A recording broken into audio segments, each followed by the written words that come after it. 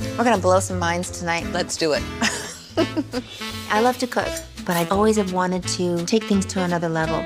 We're going to do some damage in this kitchen. No, this was so exciting for me to do. It's always been on my list of things. I've wanted to do a plant-based cooking show for a very long time. I've been vegan for I don't know, over 30 years. More than that, I've always kind of been vegetable based.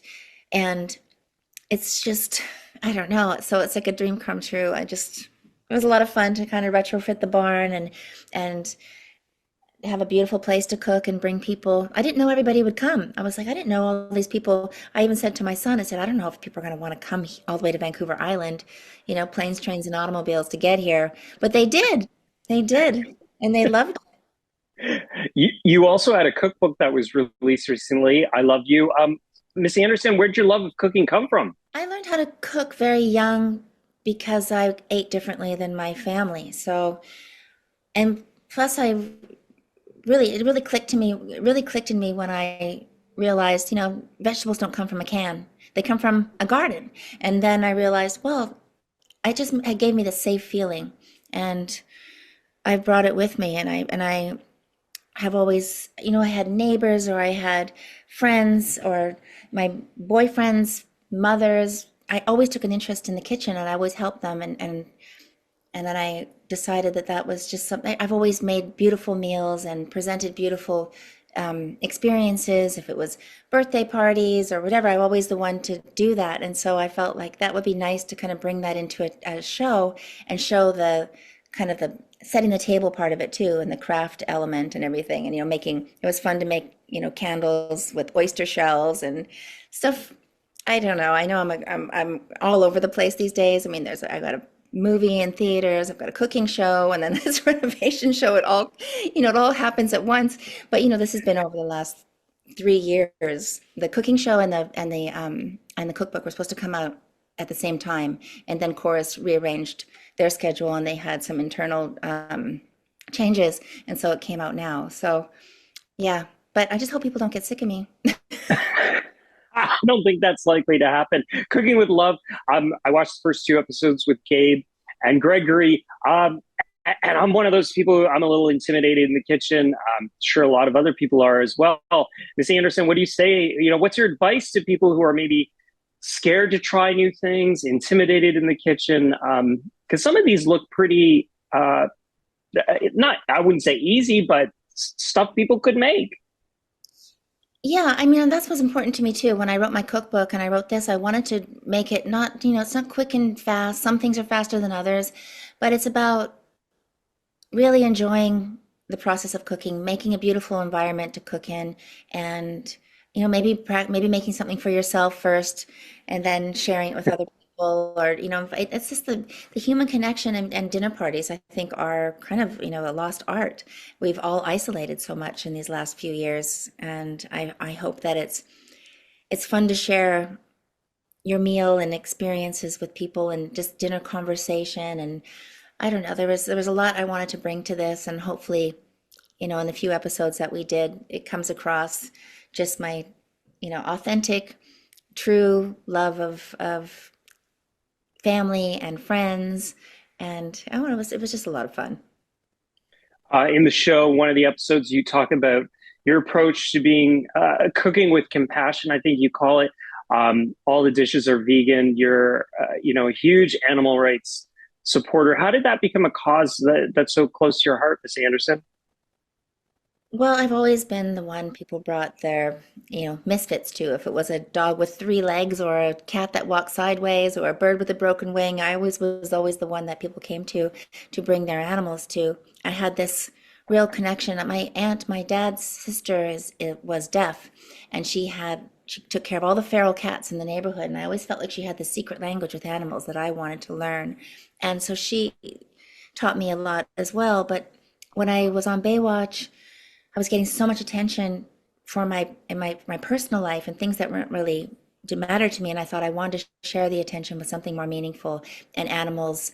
And there's animal rights issues in every country, and so I joined forces with friends that worked for animal charities, and I just brought that. I thought I could always include a message with some of the other things I had to talk about. So that was part of the reason. And we saw laws change. There were animal rights laws implemented in place where there were none. I spoke to world leaders about, you know, the killer whales and fighting against captivity for these beautiful creatures. Just all these, it was what gave me meaning. It's what gave my career meaning in all these years and leading up to now. And that's just always been a really important part of my life and career and passion and goals.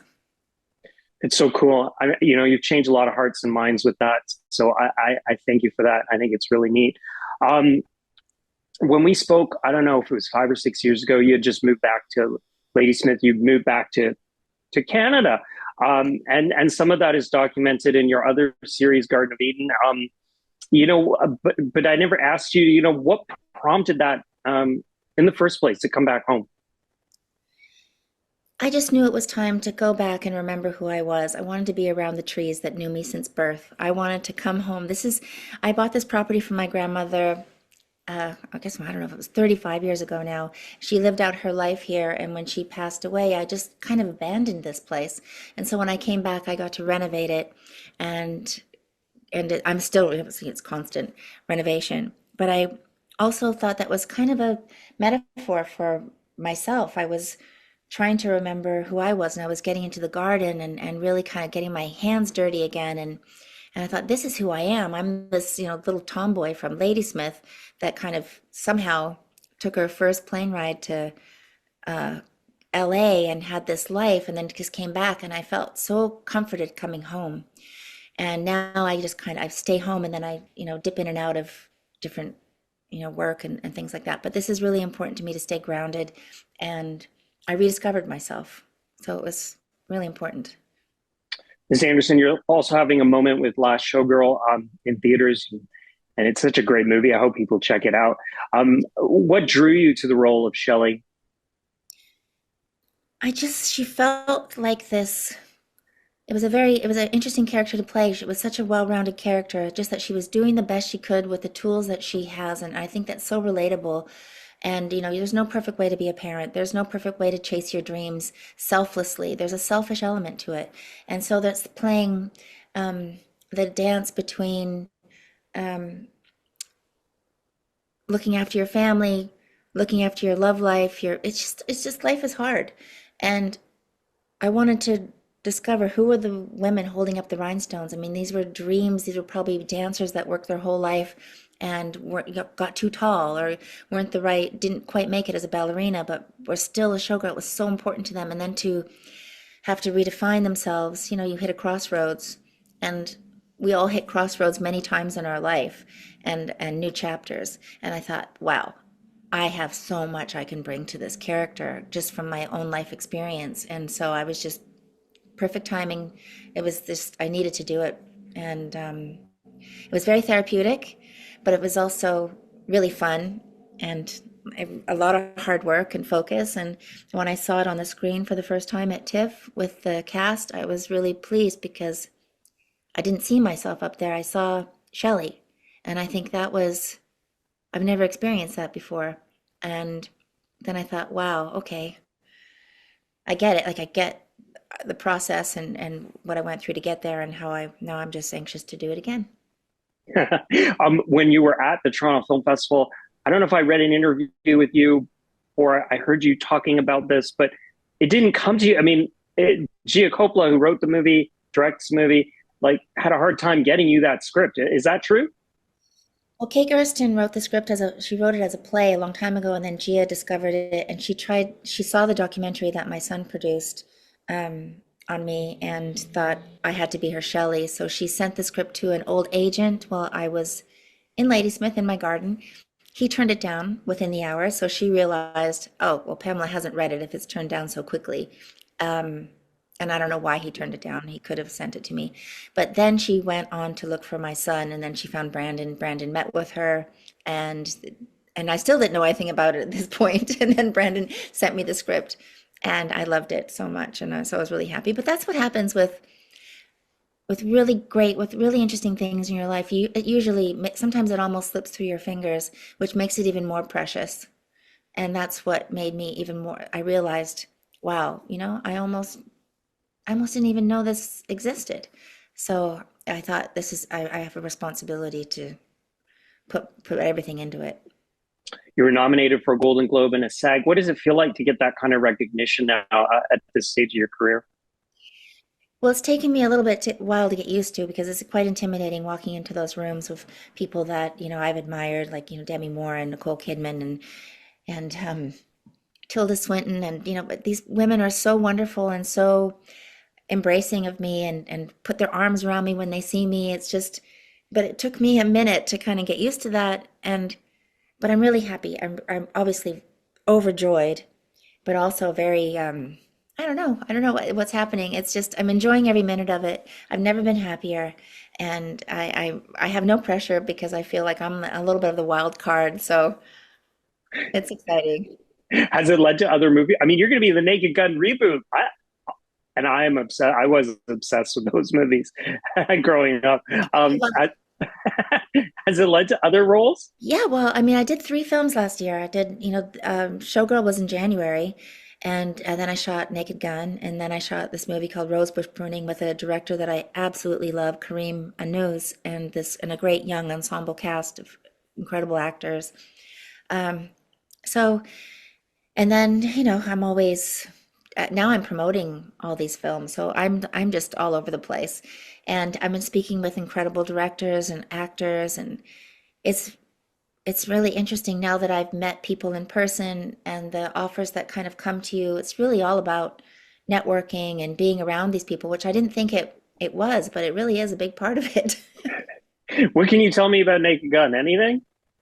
Oh, I mean, just that Liam is hysterical, and Leslie Nielsen was a dramatic actor, and then he did this franchise of Naked Gun, but Liam's the same way. Liam is so funny, so hard to keep a straight face. I mean, I'm literally running into walls, something I've always wanted to do.